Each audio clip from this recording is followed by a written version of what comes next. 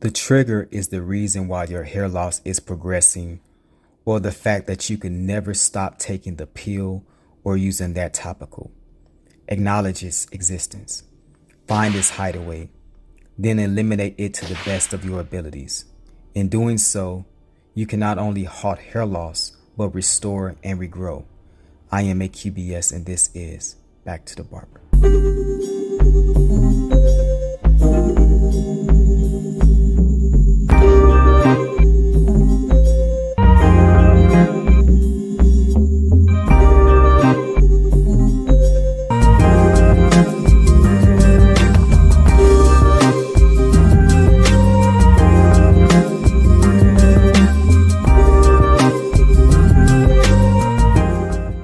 Let me guess.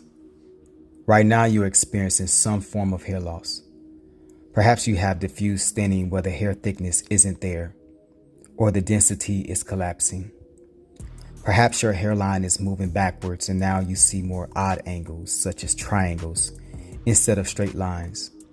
Maybe squeeze circles versus just a nice, fresh, youthful hairline that you are used to. Perhaps before you can place only 3 or 4 fingers on the forehead to meet your hairline, and now it is 5 or more and growing. Maybe in the mirror, you now see the crown thinning out and the scalp is showing, whereas before it used to be nice and thick. If any of this is true, you do have a reason to be alarmed. One of the last things that happen in hair loss is the aesthetic change.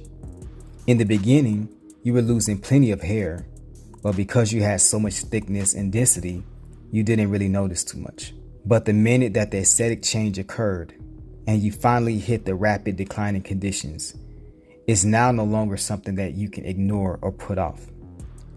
It's now pretty obvious you do have a problem. Just like hair loss being somewhat hidden until you began to see the aesthetic change, the trigger of hair loss, the actual point of circumstance that started this balding phenomenon, is also hidden, tucked away amongst the spraying of topicals or the swallowing of pills, the plugging of transplants, or the drawing of S&P tattooing. This trigger leading the charge in hair loss, but not from the front. It does so in secrecy. So secret that in most of our hair loss solutions, it is never spoken about or even mentioned. It is the hidden hand, unspeakable, untouchable, and only the reactions or side effects of its actions are dealt with. It is almost as if the trigger phenomenon of hair loss is actually acknowledged, then we'll soon discover its true root cause, and that changes everything. The trigger phenomenon is actually the chain or handcuff that is locking you into the steady state of slow and progressive hair loss. See, without the trigger, hair loss would be something like a temporary injury, such as a bike accident.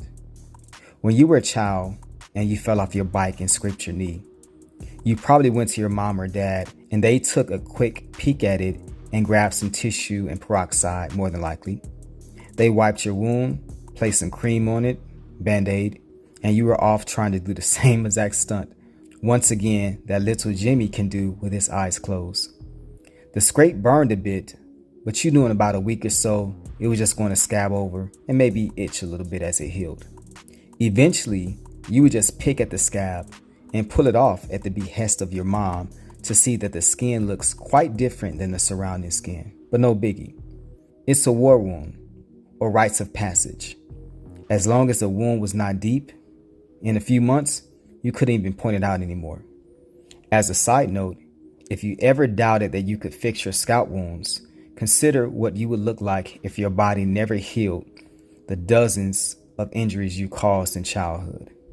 Chickenpox, measles, rashes, poison ivy, skateboards, and bee stings. Yet, look at you. It's as if it never happened. But hair loss is very different. Instead of one hair fall incident, such as being stressed at a job or the loss of a relationship, you are injured repeatedly until there is no unscarred skin left. Alternatively, if you were to find the trigger, it's almost if you're going back in time right before you miss the pedal and throw yourself off balance, to make a slight adjustment and actually make the jump and ride away with your hands in the air in victory. Take that, little Jimmy. If hair loss is the speeding bullet ripping away your hair, albeit in slow motion, the trigger finger is what you really need to focus on, because without the trigger being pulled, the gun is useless. In hair loss, you have an unlimited amount of trigger pulls for a reason I would explain later. So instead of trying to slow down the bullet or shield your hair from its guaranteed trajectory, better time is spent on taking the finger off of the trigger. Better yet, dismantling the trigger mechanism overall so that the gun never fires in the first place. Thus, the trigger is the beginning and the end of your hair loss or balding. It is the introduction and the conclusion. The trigger is the start and the end, the alpha and the omega, the great circle. With that stated, if you pinpoint and target the trigger, you literally now only have to deal with the present injury or scar and conditions, not the future injury, as the trigger being eliminated stops the cycle from reoccurring. What am I trying to say? As long as you have the trigger occurring, you will always have future hair loss, and you will always be behind the 8 ball. You will find yourself reactive and not proactive. But if you were to fix your hair loss trigger, you would only have to deal with the current state of the other pathways, which is hormonal imbalance. How far did it go out of balance? Vasodilation and circulation. How bad is my circulation now? Mechanical, physical. How deteriorated is my scalp environment now? So when you fix those particular pathways using topicals and digestibles, natty and or synthetics, your choice, you will be dealing with the current issue, not creating a future one and stuck in the cycle of everlasting hair loss. Hair loss will become the past. Halted hair loss is your present, and hair regrowth will be your new future focus. On the flip side, if you do not fix the trigger, you may find yourself wondering why you have to continuously take a supplement or a topical like Back to the Barber products or minoxidil forever, or why you always have to take a vitamin or a pill such as finasteride instead of a one and done. The reason is simple. You are always causing injury to yourself by allowing the trigger to be pulled. Hair loss continues because you focus on the damage caused by the bullet, not the finger. You have been taught to ignore the hidden hand and the puppet strings and believe the puppet moves magically on its own. Your hair loss pattern, volume, and speed through the various pathways of degradation is personal for everyone, but it's not that much different than the rest of humanity. It's usually caused by the gut system. Most alopecias come from an inflammatory response of the immune system. Men and women and all other mammals suffer from alopecia, and all of them are somehow tied to the immune response. So if you can find what protein, pathogen, and or circumstance that causes your body to alarm or overreact, screaming, "I do not like what you're doing or taking part in," then you will open the door in stopping hair loss by breaking the circle. If you do not acknowledge the trigger, balding will always accelerate as it rolls downhill like a snowball, picking up more snow, becoming worse or even more solidified as your body deteriorates in an almost semi-permanent quarantine. Consider what fibrosis and calcification does to the scalp, really the entire body. There is something alarming about fibrosis causing issues to the so-called feminine scalp that closely resembles the uterine placenta of women and how it stops them from becoming impregnated by the right androgens and causing infertility. Uterine fibroids are clusters of fibrous tissues that hinder a woman from also becoming impregnated, ironically causing infertility. Coincidence? I think not. The less hair that you have, the less growth hormones are being distributed and passed amongst the feminine follicles. The less terminal hair growth, the more skin overgrowth will occur, suppressing any new villous hair sprouting. Just like the scar on the knee from your childhood stunt looks different than the surrounding uninjured skin, Your scalp skin will look and feel different in severe hair loss as the mechanical physical changes become more prevalent.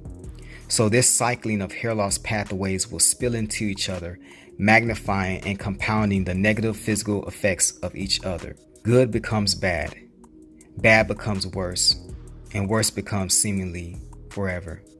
Remember this: trigger, bullet, impact, hole.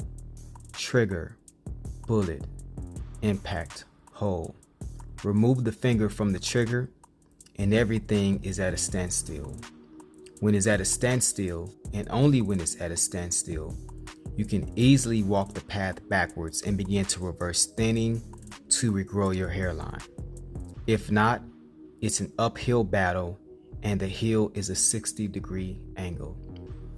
Male pattern balding, or what you guys refer to as androgenic alopecia, seems to get worse over time only because the trigger finger is the gut more than likely.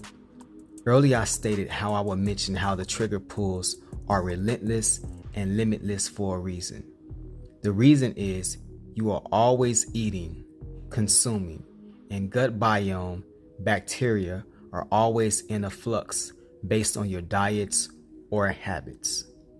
Every day that you wake up with your same eating or drinking habits is another day that you've pulled the trigger, anchoring yourself to forever hair loss or dependency on topical or internal therapeutics.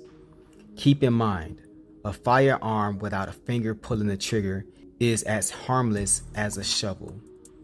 Can it be used as a blunt object? Yes, but its more deadly use of force has been deactivated.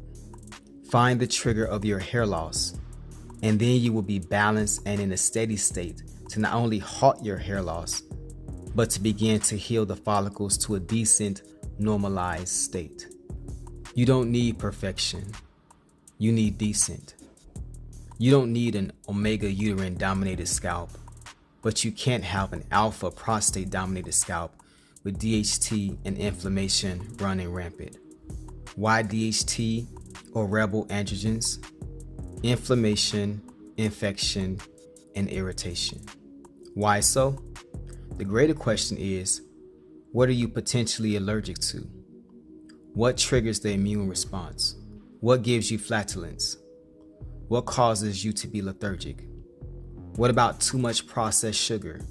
Should you take probiotics? Should you add yogurt to your diet? Is sauerkraut for you and your gut?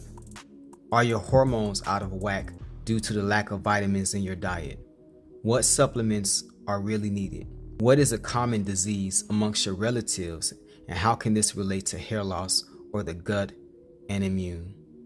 If you have any ideas about how we can stop the trigger or find the trigger, please place those in the comment section.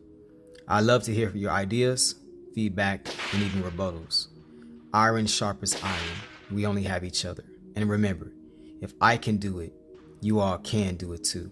Let's get you back to the barber.